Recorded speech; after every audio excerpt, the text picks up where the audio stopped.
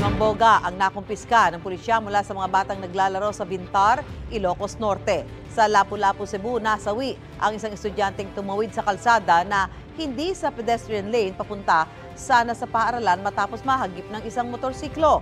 Narito ang unang balita. Patay ang isang estudyanteng 9 na taong gulang matapos mahagip ng isang motorsiklo sa Lapu-Lapu City sa Cebu. Batay sa investigasyon, patawid sa kalsada papunta sa kanyang paaralan ang grade 3 student nang mangyari ang insidente. Isinugod siya sa ospital pero namatay kalaunan. Arestado ang rider na pansamantalang nakakulong sa Lapu-Lapu Detention Facility. Giit niya, hindi niya namalayan ang pagtawid ng bata. Nangako siyang tutulong sa pamilya ng biktima. Mahaharap siya sa reklamong reckless imprudence resulting in homicide. 5 boga ang nasabat ng mga pulis mula sa mga batang naglalaro sa Bintar, Ilocos Norte. Ayon sa mga pulis, nakita nila ang mga batang naglalaro ng boga habang sila ay nagpapatrolya. Nang lapitan, kumaripas daw ng takbo ang mga bata at iniwan ang mga boga. Kasama sa mga pinagbabawal na paputok ang boga.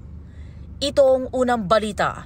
EJ Gomez para sa GMA Integrated News.